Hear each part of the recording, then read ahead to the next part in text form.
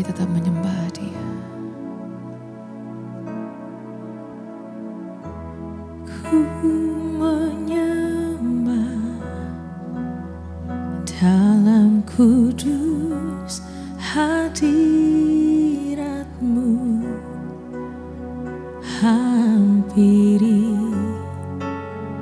tahta kasih karunia-Mu Bapa. Kekuatanku Tuhan, kekuatanku hanya dalam hadirat-Mu, Yesusku. Hanya Kaulah segalanya. Mari yang percaya angkat tanganmu tinggi. Ku yakin Kau hadir di sini. Ku rasakan kuasa yang tak terbatas. Ku yakin Kau nyata di sini. Kemenangan terjadi di sini. Boleh berikan tepuk tangan sorak-sorai kemuliaan buat Tuhan kita.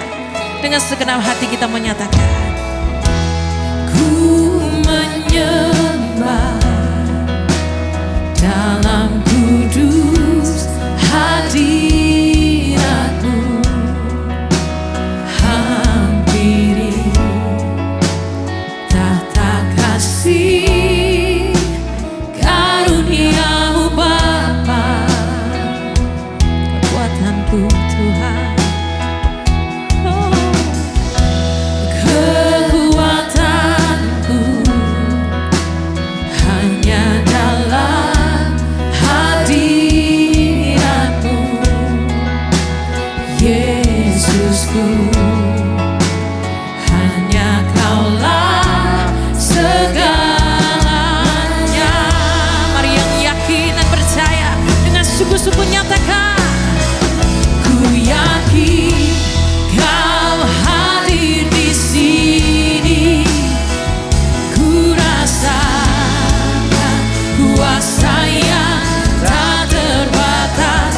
Ku yakin Kau nyata di sini. Kemenangan terjadi di sini. Ku yakin Tuhan, ku yakin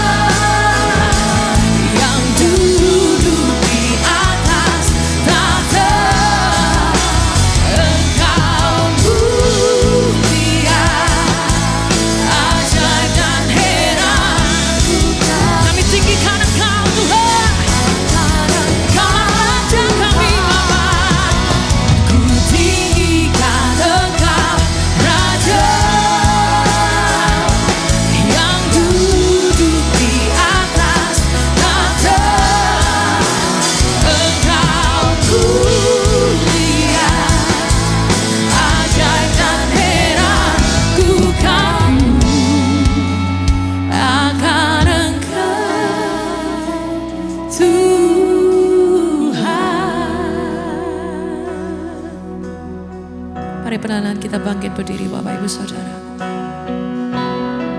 Biarlah pada malam hari ini kita boleh menguatkan kembali iman kita di hadapan Tuhan.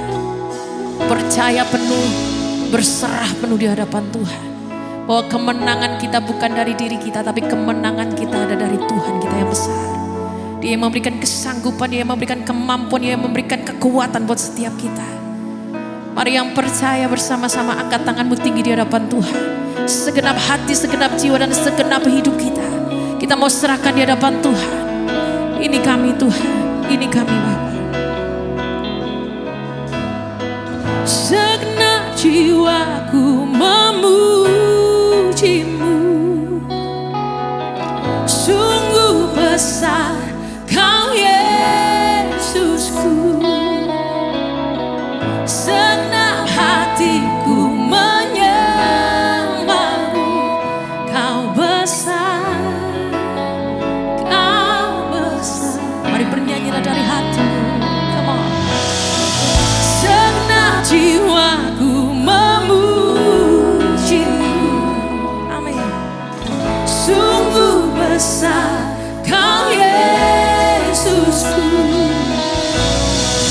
Segenap hatiku menyembahmu, Kau besar, Kau besar, Kau besar, Kau besar. Mari umat Tuhan bernyanyilah bagi Dia. Katakan bersama. Ku yakin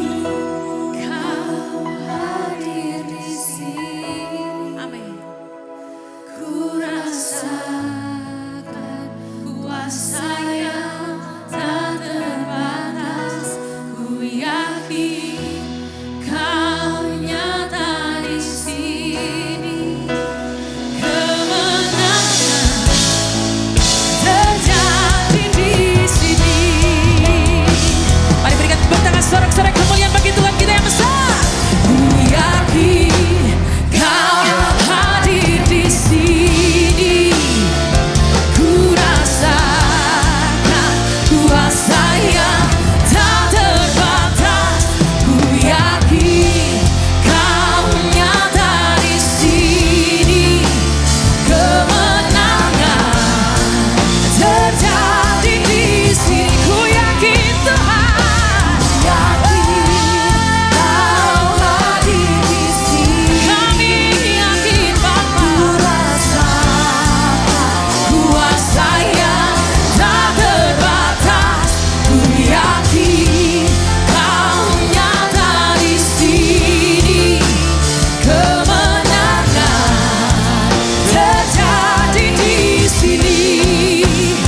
Setiap kita yang percaya bernyanyilah bagi Tuhan.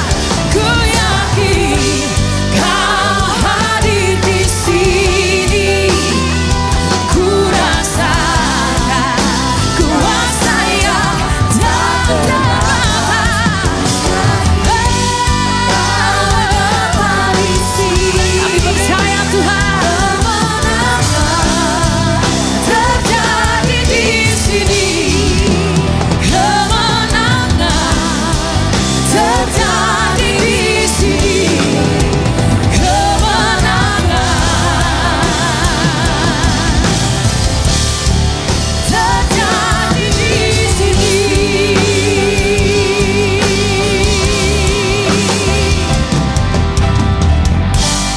Glory, hallelujah, hallelujah.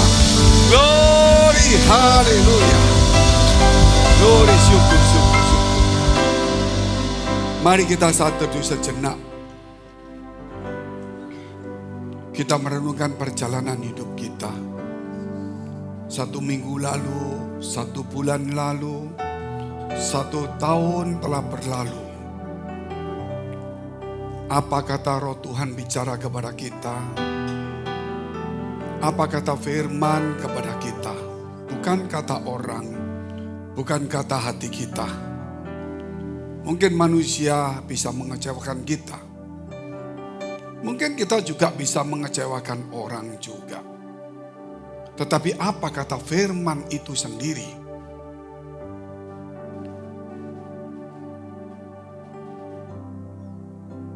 Apakah segala keputusan, segala pikiran, segala rencana itu datangnya dari Tuhan yang didasari firman Allah, atau didasari oleh pikiran kita sendiri, atau godaan dari dunia.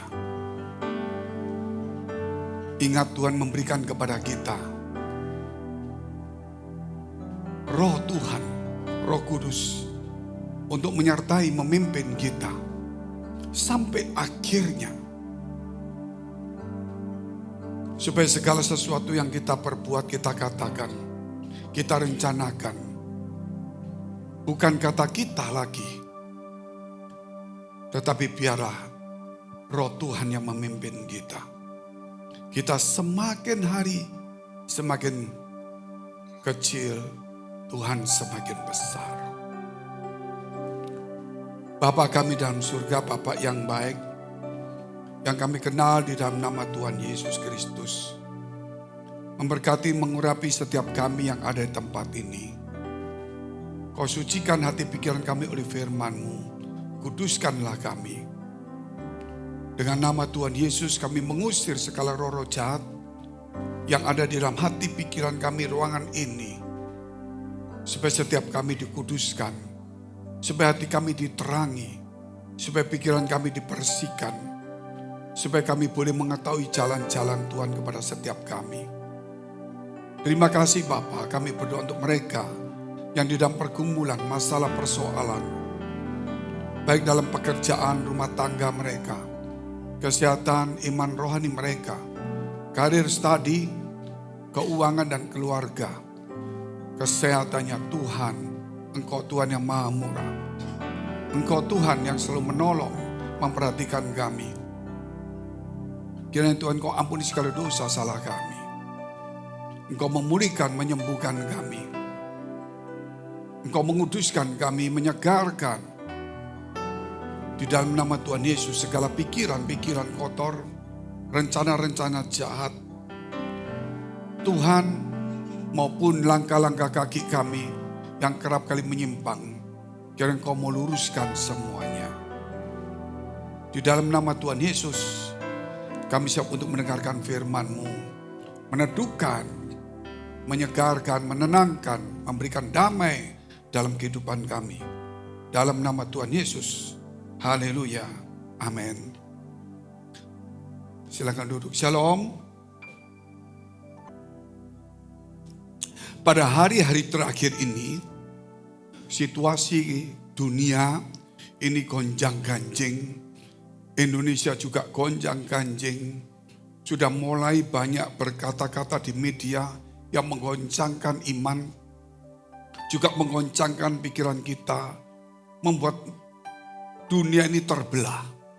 Dan negara ini bisa juga membuat terbelah. Yaitu orang pro sana, pro sini, ikut sana, ikut sini. Tidak sedikit juga anak Tuhan juga ikut-ikutan seperti itu. Minimal kita ini adalah pendamai. Jadi jangan sampai kita ini pro kiri kanan. Kita lihat yang positif aja. Gitu. Bahwa Tuhan itu selalu bekerja. Dan rencananya tidak pernah gagal. Dan dia pasti membuat rencana itu indah walaupun kelihatannya sulit. Tapi dia sudah membuat rencana itu tidak ada satupun yang bisa mengubahnya. Para raja-raja dinaikkan dan diturunkan semuanya itu Tuhan. Bahkan kita sendiri, hidup kita, nyawa kita pun ada di tangan dia. Kalau dia mau apa saja kita tidak bisa apa-apa. Tapi marilah selagi hidup ini bijaksana. Kita belajar untuk melihat yang semuanya positif. Supaya jangan negatif. Supaya kita jangan membuat suasana menjadi gaduh. Terutama di dalam negara kita, di dalam kota kita, di dalam bisnis kita, juga di dalam keluarga kita, di persekutuan kita, gereja kita dan sebagainya. Marilah kita memberikan kedamaian, ketenangan. Marilah kita saudara menjadi penghibur yang baik, memberikan kekuatan iman kepada setiap orang. Hari ini tema kita adalah iman dan pergumulan hidup. Siapakah orang di dunia yang tidak punya pergumulan hidup? Saya bertemu dengan beberapa orang yang cukup banyak uang, juga punya masalah. istrinya kena kanker, anaknya juga kena kanker, dirinya juga mulai ada gejala-gejala nggak bagus. Dia bilang, wah, untuk apa uang ini? Untuk apa uang ini? Perusahaannya jalan. Tambangnya tetap jalan. Untuk apa? Makanya saudara, dia ingin kapan bisa refreshing. Saya bilang kalau mau refreshing ya misi saja. Kalau kita mau pergi ke tempat lain juga pusing juga. Misilah, lihat-lihat orang-orang, bantu-bantu orang, menjadi berkat orang susah kita bantu. Itulah kekristenan. Dan juga kita bertumbuh di gereja-gereja, cuma jangan melihat konfliknya. Kita melihat bagaimana kita menjadi berkat di gereja itu. Gitu. Kalau kita mau lihat situasinya, nggak usah lah, saya bilang begitu. Setiap mana-mana selalu ada masalah. Di keluarga kita juga ada masalah. Di bisnis juga ada masalah. Dimanapun ada masalah. Karena dunia ini tempatnya masalah. Karena dunia tempatnya masalah, justru Yesus datang menawarkan kepada kita, marilah kepadaku semua yang berbeban berat. Yang sudah berbeban berat, aku akan memberikan kelegaan kepadamu. Jadi ketika ada tekanan, kita datang ke Tuhan diberikan kelegaan. Jadi gak mungkin gak ada tekanan. Tekanan selalu ada, tapi kalau orang kena tekanan, terus mulai emosi, mulai ambil keputusan, ya, mulai begini, ketemu orang ngomong yang gak karuan, ngomong ini, saya kira kita sudah terprovokasi oleh keadaan dan itulah strategi iblis. Untuk apa? Supaya kita gak ada damai, orang ketemu kita gak ada damai juga, gitu loh. Terus akhirnya salah paham, yang satu berkata, gak usah deket dulu, nanti ribut. Waktu gak dideketi, yang satu berkata, oh dia jauhin dari saya. Jadi inilah iblis mau mengacaukan semuanya. Makanya kita harus tetap menjaga kesatuan dan roh Tuhan yang memberi kepada kita kekuatan. Suami istri pasti juga ada keributan. Anak orang tua, anak menantu, semua pasti ada ketidakcocokan. Tapi kita kan diajar oleh Tuhan, firman Tuhan untuk melihat positifnya. Untuk menjadi berkatnya. Kita mendorong orang supaya lebih dekat kepada Tuhan, lebih cinta, supaya dia Tuhannya dan imannya bertumbuh. Kita lihat dulu Matius 8 ayat 5 sampai 13. Iman dan pergumulan hidup ya. Ketika Yesus masuk ke Kapernaum, datanglah seorang perwira mendapatkan dia dan memohon kepadanya. Tuhan, hambaku terbaring di rumah karena sakit lumpuh dan ia sangat menderita. Perwira ini punya masalah juga. Yesus berkata kepadanya, aku akan datang menyembuhkannya. Yesus tidak pernah menolak. Aku akan datang menyembuhkannya karena Yesus itu penyembuh, penolong, penghibur. Jadi kalau kita ada kesulitan, datang di gereja. Waktu di gereja, jangan kumpul-kumpul terus ngomong enggak tambah down kita. Mendingan dengar firman, terus kita ngomong firman aja. Tapi kalau ngomong yang lain-lain, firmannya kabur, jadi mulai terarah kepada masalah lagi. Itu tempatnya Tuhan mengangkat beban kita di gereja itu. Jadi marilah kita berbicara di gereja ini positif. Gereja firman Tuhan, kekuatan iman. Gitu. Supaya kita gak usah bicara tentang situasi kita, tentang apa sajalah masalah kita. Kita lebih baik bicara firman aja. Terus kita lihat ayatnya selanjutnya. Tetapi jawab perwira itu kepadanya, Tuhan, aku tidak layak menerima Tuhan di dalam rumahku. Katakan saja sepatah kata, maka hambaku itu akan sembuh. Perwira ini percaya Tuhan gak usah datang, coba sepatah kata. Artinya firman Tuhan itu satu kata saja perlu. Sembuh, beres, selesai. Tahan, sabar, tekun. Selesai sudah. Tekun berarti mesti tekun terus. Sabar berarti mesti nunggu waktu walaupun sesak. Gitu loh. Tunggu berarti kita tunggu waktunya Tuhan. Gitu loh. Nah itulah kita perlu. Jadi waktu tunggu tekun berarti kita mesti tekun. Berarti persoalan itu masih diizinkan terjadi tapi kita tekun dong. Sabar ya sabar. Di dalam gereja itu diajari tentang mega project karakter sabar. Di dalam firman Tuhan diajarkan sabar, tekun. Ya kita lihat terus. Setiap masalah itu mesti belajar tekun, jangan ambil keputusan terlalu buru-buru. Itu berbahaya. Sebab aku sendiri seorang bawahan dan di bawahku ada pula prajurit. Jika aku berkata kepada salah seorang prajurit itu pergi, maka ia pergi. Dan kepada seorang lagi datang, maka ia datang. Ataupun kepada hambaku, kerjakanlah ini, maka ia akan mengerjakannya. Dia tahu tentang otoritas. Dan kita harus menghargai otoritas hierarki gereja, otoritas Tuhan itu kita harus hargai. Kalau kita sudah tidak menghargai, berarti kita sudah tidak punya otoritas. Kuasa itu cuma dari perkataan kita. Jadi mati hidup dikuasai lidah, siapa menggemakan akan makan buahnya. Hati-hati, saudara. Walaupun hati ini sakit, sesak, pusing, jangan mengeluarkan statement yang enggak dulu. Tetaplah statement yang baik. Kita kerap kali ada masalah, aduh masalah. Oh, tapi tetap percaya Tuhan pasti ada way out. Begitu saudara. Diselesaikan selalu seperti yang kemarin kita katakan pada akhirnya. Selalu kata pada akhirnya. Ada orang mau bunuh diri, mau putus asa, mau ngambil keputusan, mau mundur, mau pelayanan, atau mau macam-macam lah. Begitu dia sudah gak kuat. 1 tahun ini gak kuat mungkin di keluarga atau apa saja. Atau dibebani utang atau ditagih pinjol. Waduh gak kuat. Aku pada akhirnya aku harus kuat di dalam Tuhan. Amin. Itu firman yang harus mengambil alih. Sebenarnya saudara, aku mau mengakhiri. Mungkin mengakhiri apa ya. Mungkin hidupnya atau pelayanannya. Aku akan mengakhiri. Pada akhirnya aku harus kuat di dalam Tuhan. Itu bukan berarti diam. Tetapi itu kembali ke firman Allah. Itu otoritas firman Allah. Jangan sampai saudara, sudahlah percuma. Aku aja kecewa, aku nanti apa gitu. Sudahlah, jangan seperti itu. Nah saudara pastilah kita juga sama. Tekanan bisnis, tekanan keluarga, sudah. Aku mulai sekarang sudah gak rekan lagi. Aku mulai sekarang gak mau pusing lagi. Aku mau, itu sudah gak boleh. Saudara sudah diambil alih oleh iblis dan masalah itu.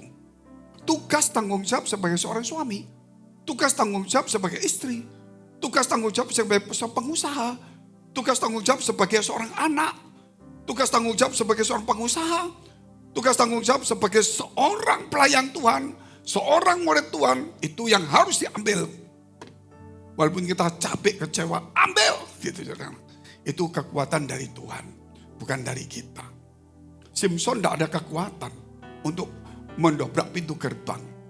Tapi ketika dia melangkah pintu gerbang, dia angkat. Kalau dia angkat sendiri gak mungkin. Diambil alih langsung oleh Tuhan. Jadi kita gak bisa ngomong, Tuhan angkat, saya gak bisa. Saudara harus bangkit. Disitulah roh Tuhan bekerja. Ini rahasianya. Setiap kali ada tekanan masalah, siapa yang kuat sih kena masalah? Gak ada orang di dunia ini kuat. Yang kuat itu adalah ketika tekanan beratnya harus kuat di dalam Tuhan. Ketika ada masalah, percaya Tuhan. Ketika ada tekanan gitu, berserah, pasti ada way out. Gitu saudara. Berat lagi, tekun, sabar. Amin. Harus begitulah. Itu kata akhir yang harus keluar. Kalau nggak gitu, saudara akan dilibas iblis. Aduh, gak usah pusing, gak usah pelayanan. Biarin aja, 1 minggu ini istri atau suami ngomong, nggak apa-apa, Pak. Ada dulu nggak. Biarin aja 2 minggu. Saudara sudah berdosa sama Tuhan. Jadi saudara, wah aku capek. Kuat gitu saudara. Aku gak kuat, sabar. Gitu, harus begitu. Gak ada saudara mau, aku senang di gereja atau pelayanan. Gak senang mundur, gak bisa. Amin. Aku senang kerja, gak kerja, mancing, gak bisa. Senang tetap kerja. Amin. Senang ya buka toko. Mau sepi gak rame buka toko. Gereja juga sama, senang harus di gereja. Apalagi ini urusan hidup mati dengan Tuhan. Jangan sampai berkompromi dengan iblis. Itu bahaya kalau berkompromi dengan iblis. Saya malam-malam ya, saya cerita sama Pak Irwan sama beberapa teman waktu kumpul-kumpul. Tiba-tiba ada satu suara, ya selalu saya katakan, nggak tahu itu mungkin antara saya sendiri atau bagaimana. Gitu loh. Ada kata-kata banyak orang berselingkuh dengan iblis. Saya berselingkuh dengan iblis gimana ya? Gitu. Ya kadang-kadang kita kan selalu merenungkan, mau khotbah juga merenung gitu. Wah, ke depan selingkuh iblis, kenapa ya? Apa karena nyembah berhala? Enggak lah. Oh mungkin ini, enggak lah. Oh mungkin hobi? Ya mungkin enggak lah. Tiba-tiba gini, setiap malam kalau sudah enggak bisa tidur, selalu pikirannya jelek. Disitulah iblis memasuk pikiran kita. Itu namanya selingkuh. Jam 12 malam buka-buka TikTok. Terus mulai, macam-macam. Terus mungkin ada masalah malam. Mikirnya butek. Gelap. Besok orang itu tak anu. Besok. Jadi tambah gak tidur, tambah kacau semuanya. Itu selingkuh. Artinya selingkuh itu berkompromi dengan pandangan iblis. Lebih baik kalau malam sudahlah, baca firman aja gitu loh. Dengarkan media yang firman Tuhan. Saya ini kadang-kadang dengar khotbah saya sendiri, aneh loh. Sampai saya bilang loh, itu khotbahmu toh? Iya, lo kamu dengar. Memang gak boleh gimana. Ya biar aja 20 menit saya dengar gini. Kadang teman-teman kita yang dewasa muda saya sedang dengar gitu. Daripada kita baca firman mungkin gak bisa. Malas buka, mata capek. Ya setelah aja dengar gitu. Tinggal turun kaki satu lagi. Turun naik kiri satu lagi. Nggak usah naik kiri satu lagi. Yang dibawa kena. Tapi kuat iman kita. Walaupun anak muda yang khotbah saya mau dengar juga. Pasti ada sesuatu yang baik. Tapi kalau enggak diem.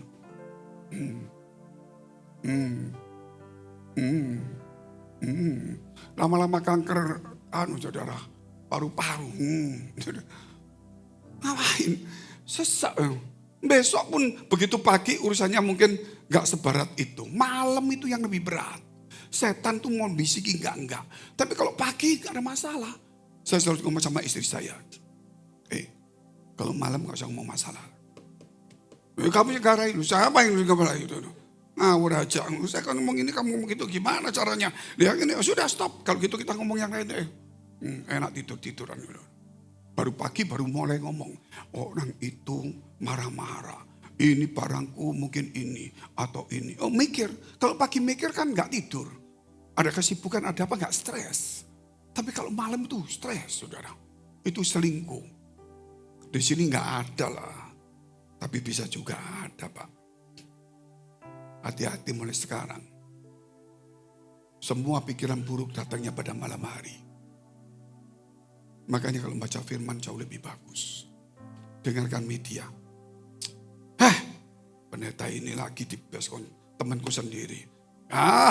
Khotbahnya bagus, hidupnya gak karuan. Apanya gak karuan kan cuma satu macam aja. Betul gak saudara? Jadi jangan terlalu lihat negatifnya lah, lihat firmannya lah. Apa kita sendiri yang khotbah itu terlalu bagus ya belum tentu lah. Gitu. Tapi yang khotbah itu kan untuk firmannya untuk yang dengar maupun yang khotbah kan.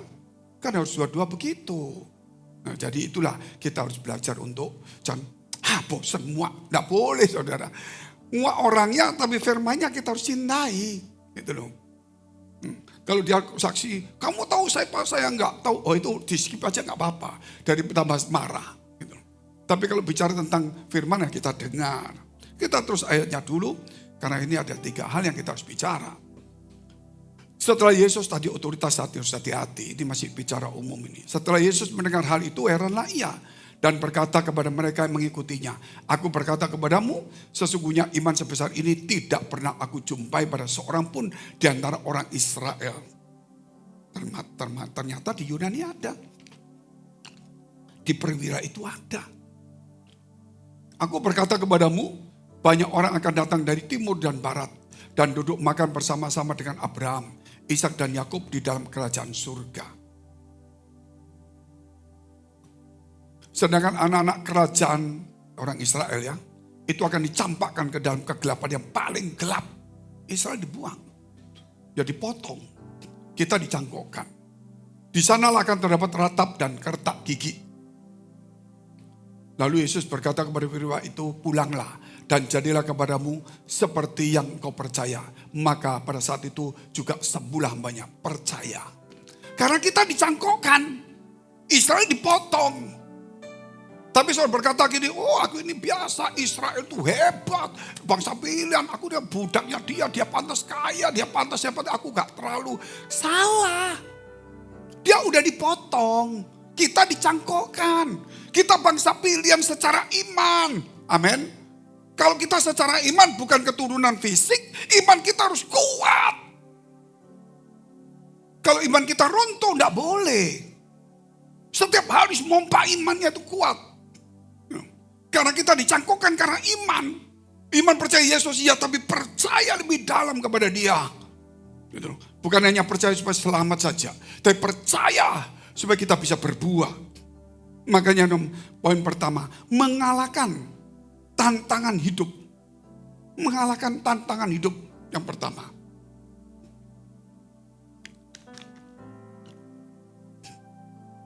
Siapa yang bisa mengalahkan tantangan hidup? Enggak ada lain. Ayub. Setan menghancurkan. Nomor satu. Dihancurkan anaknya semua.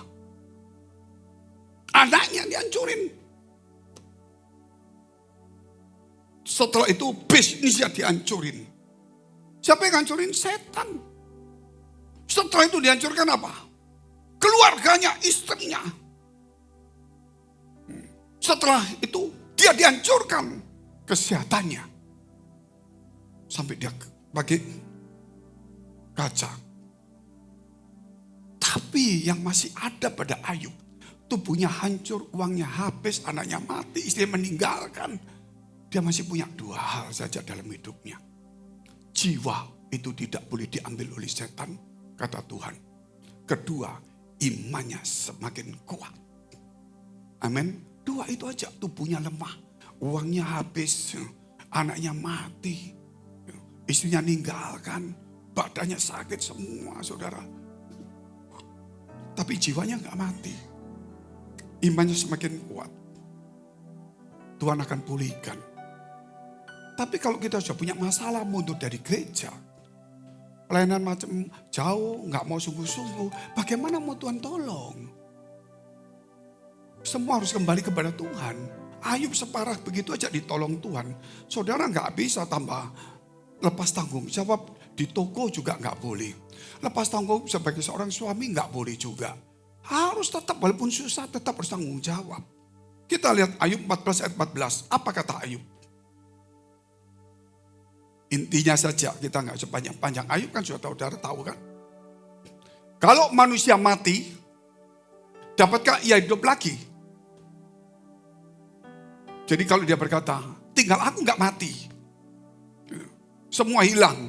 Kalau aku mati, gak bisa hidup lagi. Karena aku masih hidup, maka aku menaruh harap kepada Yesus, kepada Tuhan. Kalau manusia mati, dapatkah ia hidup lagi? Dia ngomong sama dirinya. Maka aku akan menaruh harap selama hari-hari pergumulanku. Sampai tiba giliranku, kalau mati ya sudah. Tapi selama belum mati, aku tetap menaruh harapanku kepada Tuhan. Katakan amin dulu. Amin. Jadi perjuanganku, kalau aku mati ya sudah. Sekarang aku belum mati. Belum gilirannya, belum waktunya. Aku menaruh harapku pada Tuhan hari-hariku. Saudara, kita gak separah Ayub. Tapi apa yang disediakan Tuhan pada Ayub? Dipulihkannya. Anaknya Yemimah dan sebagainya cantik-cantik bagus. Dikasih umur lebih panjang. Kekayaannya berlimpah ruah. Damai sejahtera. Masih ada harapan. Karena jiwanya tidak mati. Imannya semakin teguh. Dari kata-kata ini kan kita tahu. Gitu. Apakah kalau orang manusia mati bisa hidup? Jadi aku akan berharap hari-hariku kepada Tuhan. Sampai giliranku mati. Tapi sebelum mati aku tetap berharap pada sudah menderita. Sudah gak ada jalan, gak ada way out. Sakitnya sudah parah, istrinya sudah meninggalkan. Anak mati gak bisa kembali, bisnis hancur.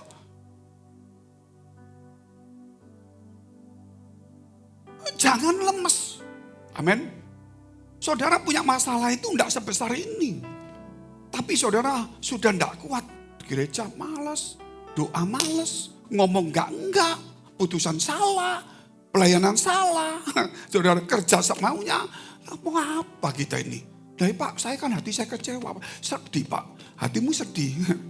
Kamu gak punya harapan sama Tuhan? Punya, tapi sedih Pak. Keputusan waktu sedih itu keputusannya Tuhan. Tetap kerja. Amin. Tetap berharap, tetap tekun. Latih dirimu. Di gereja ini kan ada namanya Mega Project. Itulah perjuangan. 2, iman yang besar. Harus punya dong. Iman besar ini tidak aku punyai. Bangsa Israel. Dia heran. Luar biasa saudara. Nah bagaimana caranya? 1 Yohanes 5 ayat 4. Hati-hati dengan keluarga, dengan anak, kesehatan, uang bisa dicari. Keluarga, kesehatan itu dijaga yang baik. Saya tidak pernah khotbah tentang banyak keluarga, tapi iman, keluarga, karakter itu menentukan keluarga. Dekat sama Tuhan itu menentukan hubungan kita dengan keluarga juga. Sebab semua yang lahir dari Allah, kita kan mengalahkan dunia. Dunia itu godaan masalah. Dan inilah kemenangan yang mengalahkan dunia. Apa? Iman kita. Our faith. Iman kita. Jiwanya masih ada. Imannya masih ada. Yang lain habis. Apakah orang kalau mati bisa hidup lagi? Kadang-kadang sudah jalan. Mungkin kalau sudah punya masalah jalan kaki malam-malam daripada apakah kalau aku mati bisa hidup lagi? Enggak. Suatu hari toh aku mati tapi belum mati. Lebih baik aku hari-hariku berharap sama Tuhan.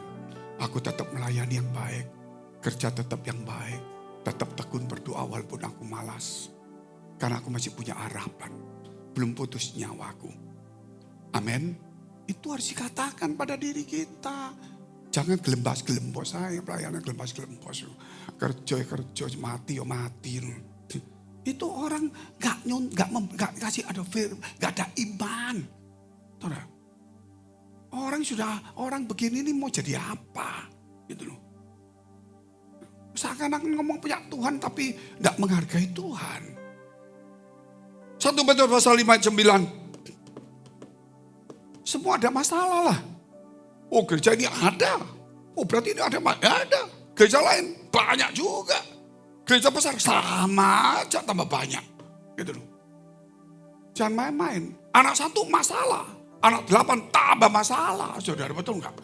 Sama. Toko 1 poseng. Toko 5 poseng juga. Sama lah. Jangan pikir begitu. Jangan lihat orang lebih enak. 1 Petrus pasal 5 ayat 9. Lawanlah dia dengan iman yang teguh. Iman. Selama kita punya jiwa, masih hidup. Iman harus kuat. Walaupun punya masalah, punya sakit, penyakit, punya problem, punya semua. Harus bangkit. Amin. Dalam bisnismu dan pekerjaanmu, keluargamu dan pelayananmu harus bangkit. Jangan terbawa dengan perasaanmu. Bisnismu terbawa perasaan, sudah malas lah. Nanti berantem sama istri, tidak kerja lah. Itu salah. Jengkel-jengkel tetap bekerja yang baik lah. Begitu ada langganan datang, seorang bilang, ngapain datang? Duh, orang jadi bilang mau beli, enggak beli. Saya lagi bosan sama istri saya, mikir. Enggak mungkin lah, itu orang sencing ping. Ya, masih muka-mukanya ajar, ada lakukan. Ya, walaupun kejut-kejut masih senyum lah. Di gereja terutama sama. Walaupun nanti jengkel ketemu orang yang masih senyum-senyum, walaupun kejut gak apa-apa. Gitu. Baju saja bisa kejut, apalagi senyum. Lawanlah dengan iman yang teguh. Sebab kamu tahu bahwa semua saudaramu di seluruh dunia menanggung penderitaan yang sama. Yang ketiga, Tuhan selalu memberi yang terbaik. Akhirnya aku akan datang. Akhirnya disembuhkan. Disembuhkan caranya apa? Dia gak datang ke rumah. Pulanglah, dia sembuh. Karena engkau percaya. Amin. Karena engkau percaya. Pulang, dia sudah sembuh. Hebat tuh. Itu penting. Jadi hidup kita ini Ya seperti itulah. Kalau percaya tapi imannya kuat enggak. Kalau enggak percaya enggak doa. Tapi doa itu berarti percaya. Tapi imannya ada enggak di dalam doanya? Itu aja. Yakobus 1 ayat 12. Berbahagialah orang yang bertahan dalam pencobaan. Sabar, tekun.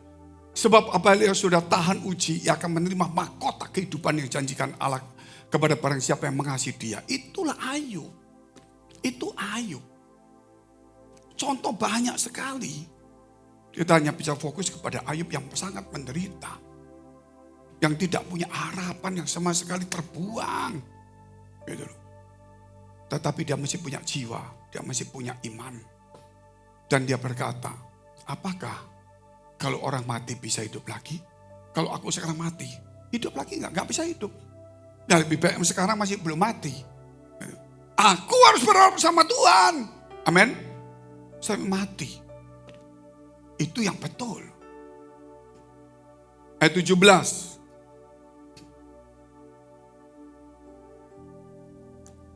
Setiap pemberian yang baik dan setiap anugerah yang sempurna datangnya dari atas. Diturunkan dari Bapa segala terang. Padanya tidak ada perubahan atau bayangan karena pertukaran. Itu saudara. Bapa segala terang. Dari atas diturunkanlah. Segala pemberian yang baik. Setiap anugerah yang sempurna. Percayalah hidup dengan Tuhan seperti itu. Jangan mengambil keputusan sendiri. Jangan menyimpang dari ajaran Tuhan. Kalau mau ikut ajaran Tuhan, akhirnya masih bagus. Jangan cuma di depan bagus, akhir hancur. Tidak boleh, karena semua ceritanya itu pasti bagus. Akhirnya. Itulah pentingnya. Ada ayat yang sangat bagus sekali. Seperti ini untuk minggu, tapi saya tidak khotbah di sini. Tapi saya ambil sedikit saja. Ibrani 11 ayat 5 sampai dengan 7.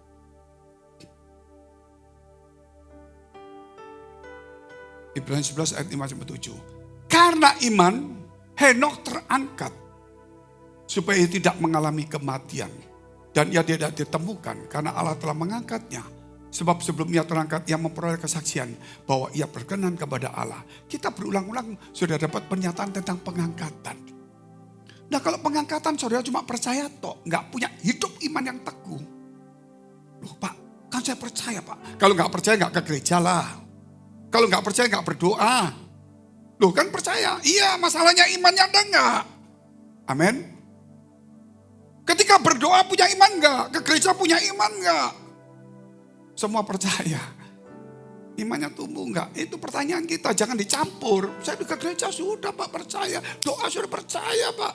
Percayamu cuma begitu aja. Harus mengimani betul-betul lah. Kita makanya karena iman. Henokh terangkat. Ada pengangkatan. Harus kuat imannya. Kalau imannya kuat, punya pengharapan. Imannya kuat, hidupnya di dalam kasih. Tidak penuh kekecewaan, kebencian, tidak ada. Karena dia yakin bakal akan ada berkat yang baik. Sehingga dia baik, murah hati, karena yakin. Itulah. Ayat yang ke-6 dan ke-7. Tetapi tanpa iman, ini tidak mungkin orang berkenan kepada Allah. Sebab barang siapa berpaling kepada Allah, ia harus percaya. Ku yakin kau, nyanyinya semangat kalau lagu itu tadi biarnya. Ku yakin kau hadir di sini. Sebelahku nyebelkan orang ini, benci aku, bosan semua. Kalau ada Tuhan gak ada kebencian. Karena kamu kita ini cuma nyanyian itu terbawa emosimu. Nyanyian tuh dia katakan harus nyanyi emosi. Benar kena. Tapi mesti yakin nih. Sadar aku. Ada Tuhan di sini. Ada hidup. Nyanyi. Gak usah sampai keluar air mata buaya begitu. Air matamu nangis-nangis tapi kamu gak yakin cuma nyanyian tok. Gak boleh. Ya. Tadi ayat 6 belum selesai ya. Tetapi tanpa iman tidak mungkin orang berkenan kepada Allah. Sebab barang siapa berpaling kepada Allah, ia harus percaya bahwa Allah ada. Dan bahwa Allah memberi upah kepada orang yang sungguh-sungguh mencari Dia. Pasti ada upahnya. Sabar, ada ujian. 7. Karena iman, maka Nuh diangkat enggak. Yang satu diangkat, imannya berkenan. Tapi Nuh bagaimana? Karena iman dengan petunjuk Allah tentang sesuatu yang belum kelihatan. Membangunlah bahtera, kerja keras karena iman. Karena iman kita ada pengangkatan, kita hidup yang benar, melayani yang baik, memberi contoh yang baik. Karena iman kita punya visi di gereja, ayo kita kerja di gereja yang baik, amin. Kan sama ini, kan membangun ini. Dengan taat mempersiapkan bahtera untuk menyelamatkan keluarganya. Dan karena iman itu ia menghukum dunia. Dan ia ditentukan untuk menerima kebenaran sesuai dengan imannya. Saya kasih satu kesaksian aja untuk mengakhiri. Saya melayani satu orang. Itu zaman dulu. Tahun 2000. Apa ya? 2001 atau saya lupa. Sekitar tahun 2000-an. 2001-an. Saya kurang jelas ya, itu 2002. Orang ini investor. Jadi banyak orang naruh uang kepada dia. Dan dia tidak nakal, dia tidak seperti yang lain-lain, tidak. Dia memberikan kepada orang itu juga bagian dan juga dia kerja benar. Tapi kan tiba-tiba kena masalah. Masalah apa itu saya lupa. Itu Lehman Brothers. Lehman Brothers ya, yang di Amerika dulu. Tiba-tiba kolaps semuanya. Dia harus bayar utang 1 triliun. Usahanya sudah tidak ada duit. Gimana caranya? Investor datang ke dia. Bank-bank datang kepada dia naruh duit. Dia bilang mau mati aja. Istrinya minta cerai. Karena uangnya kena 5M juga. Saya mesti nyalakan suami istri lagi. Mau cerai, sabar dulu. Waduh, kalau saya mesti ketemu dia mesti ngomongin pelan-pelan. Berantem di muka saya. Sabar. Dan ngomong firman lagi. Aduh, sampai kita pusing. Yang satu sampai akhirnya lagi bilang, sudah Pak. Aku enggak tahu bagaimana kalau selesai ini aku mau jadi pendeta dulu. Jangan dulu. Pendetanya bagus, betul kan? Enggak apa-apa itu besok jadi pendeta, enggak apa-apa, lebih bagus. Tapi sudah enggak bisa putus asa. Ngajar firman susah lah. Dia pergi ke bank, saya antar ketemu sama direkturnya. Saya kenal juga yang ownernya. Kan ketemu saya. Tapi saya enggak ikut campur naik atas. Nanti saya ditagih juga. Jadi dia naik atas, saya dibawa. Nah keluar pusing. Duduk, saya makan sama-sama. Ya saya hibur dia lah. Selama 9 bulanan mungkin. Akhirnya satu hari saya ngomong sama dia. Karena dia sudah di puncaknya tidak kuat sudah. Saya ngomong dan tidak kuat Pak. Ya sudah kita doa, ya sudah doa Pak. Dia lantai 2, saya di lantai bawah tidur. Saya takut kalau dia bunuh diri saudara. Akhirnya saya berdoa. Waktu saya berdoa begini. Saya melihat sepertinya saya sedang duduk. Padahal saya masih berdoa. Saya duduk. Saya lihat di kamar saya. Pintu terbuka. Itu pintu terbuka di situ. Saya lihat kok terbuka. Ada orang berpakaian putih lihat saya. Cuma mukanya enggak kelihatan. Loh, kok lihat saya? Terus orangnya hilang. Loh, mau kemana dia? Wah, ini naik ke atas ini. Wah, ini pasti bunuh diri nanti. Pikiran kan jadi buruk, saudara. Jadi saya bilang dalam penglihatan itu saya juga lari. Kejar dia. Dia sudah naik di tangga di sini. Saya kejar sini, dia sudah di sini. Wih, gimana caranya? Ini kamarnya orang ini. Aduh, saya mesti lompat gak bisa. Saya bilang gimana Tuhan, saya mau lari kenceng loh. Mau nabrak dia gimana. Pokoknya saya mau tangkap dia gitu. Ketika saya bisa bingung begitu, dia lihat saya. Dia mau masuk kamar gitu, dia lihat saya balik gini. Saya di bawah situ. Dia lihat, wajahnya saya enggak lihat, cuma terang semua. Awalnya saya anggap itu malaikat maut. Atau iblis yang membunuh. Tapi ketika saya terang itu saya terkejut. Malaikat Tuhan ini. Entah Tuhan atau malaikat Tuhan. Saya langsung terkejut lihat mukanya itu terang. Cuma saya lihat bibirnya cuma matanya kalian cuma Ya samar-samar lihat kata-katanya saja. Sambil dia nunjuk kamarnya begini, dia di situ. Apakah dia masih punya iman? Dia lihat saya begitu. Apakah dia masih punya iman? Wih, keras tuh. Wah, ini kalau gak punya iman pasti mati nih. Karena Tuhan gak suka kalau orang percaya gak punya iman. Paling benci Tuhan kalau orang punya masalah terus gak punya iman. Gitu loh. Saya duduk bersama gitu. Tuhan, kasih kesempatan saya. Pas hilang dia. Hilang. Oh, saya doa. Oh, beres sudah. Beres. Saudara, besok pagi saya bilang, urusanmu beres. Dia kaget. Kok bisa beres, Pak? Udah pergi bank. Tawar semua. Gitu. Yang penting kamu percaya enggak? Gitu. Ya percaya. Percaya enggak? Gitu loh. Harus percaya. Saya sudah lihat tuh malaikat Tuhan datang. Kamu harus percaya kalau dia akan buka jalan. Kamu datangnya minta maaf, minta apa, dirunding-runding. Saya bantu lagi 3 bulan, saya sudah tidak datang lagi. 1 tahun saya ketemu dia. Dia sudah jadi orang kaya. Tidak telepon saya, rumahnya beli rumah di tempat yang boleh disebut namanya. Saya takut nanti saudara ke sana nanti. Mewah, buat dia ada villanya, ada mobilnya. Pak Fengki tidur di villa ini. Gak pernah ketemu lagi saudara. Begitu ketemu, duduk ketemu di mall paling mahal. Loh Pak di sini, iya. Gitu. Gimana? Gitu. Saya pikir pasti selesai tapi gak sehebat itulah. Saya lagi mau beli lukisan. Lukisan mana Pak? Saya tawar lukisan itu 500 juta. Hah?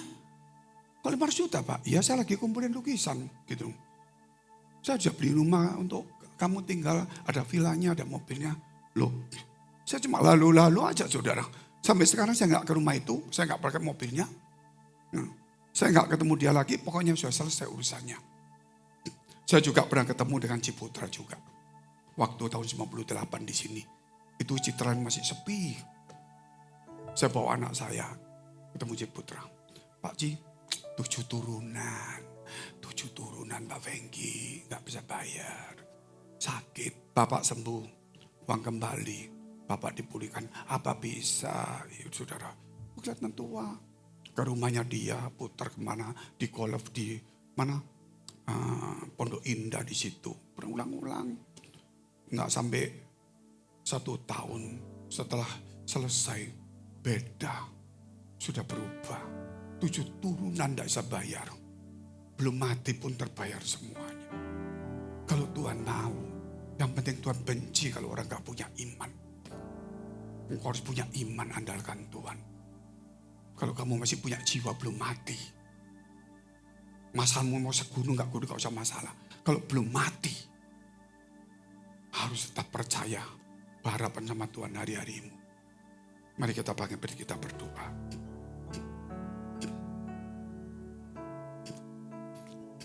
Kau memberkati kami semua di tempat ini.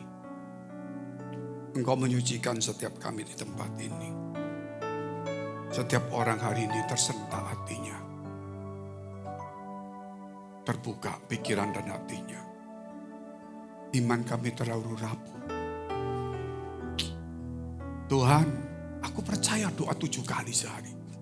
Aku percaya ke gereja seminggu 4 kali. Tapi tidak ada iman di dalam doaku.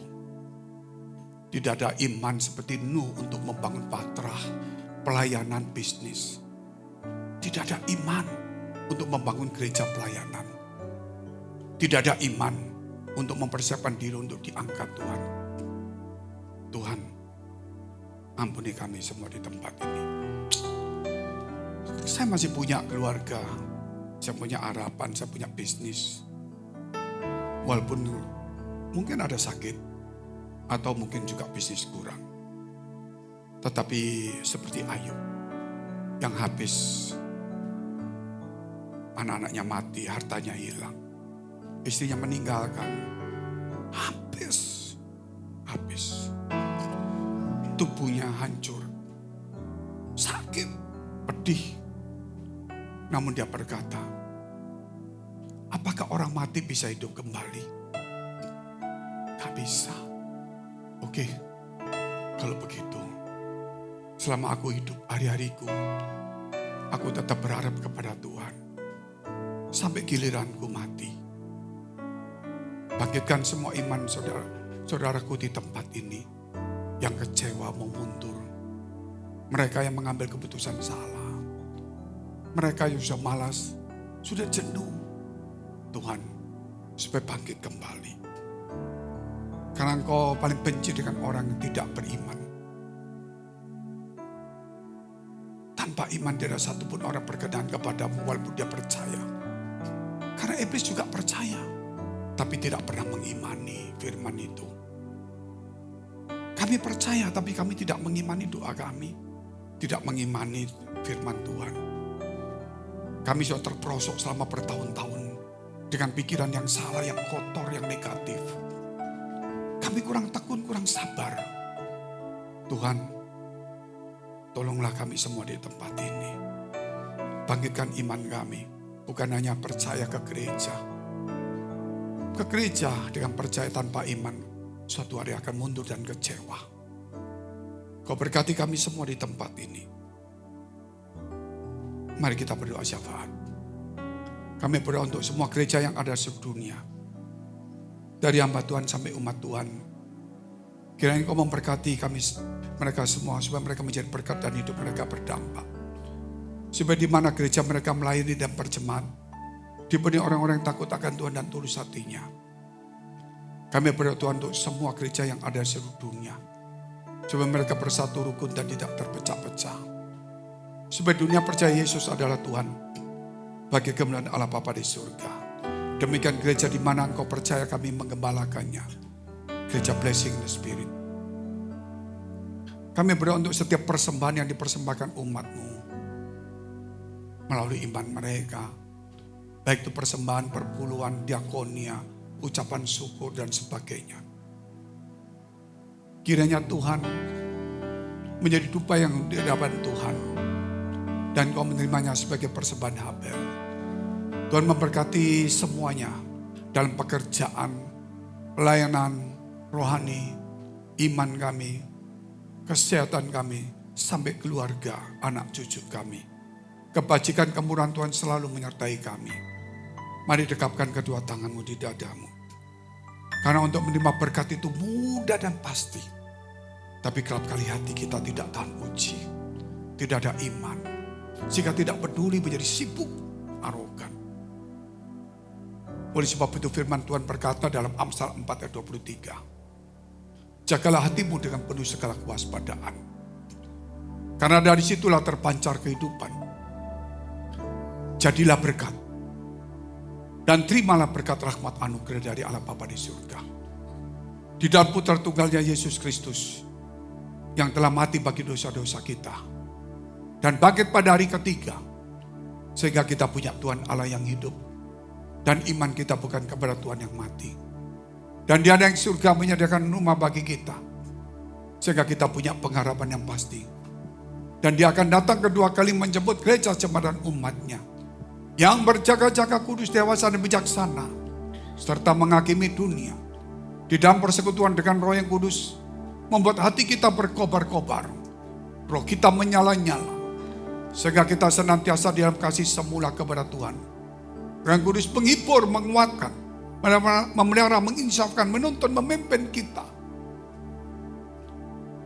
Serta menguduskan, memelihara kita. Dan kita menjadi saksi Kristus. Mulai hari ini sampai selama-lamanya. Bagimu pujian, hormat, kemuliaan, Kaulah kebanggaan di dalam hidupku. Janjimu bersinar, buktikan Kau besar. Tiada yang sepertimu Yesus Tuhanku.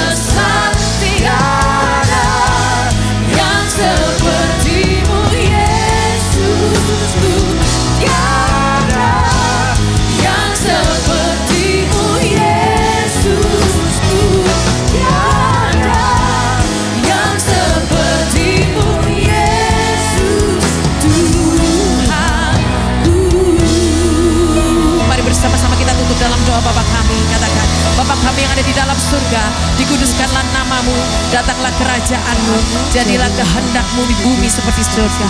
Berikanlah kami pada hari ini makanan kami yang secukupnya, dan ampunilah kami akan segala kesalahan kami seperti kami juga mengampuni orang yang bersalah kepada kami.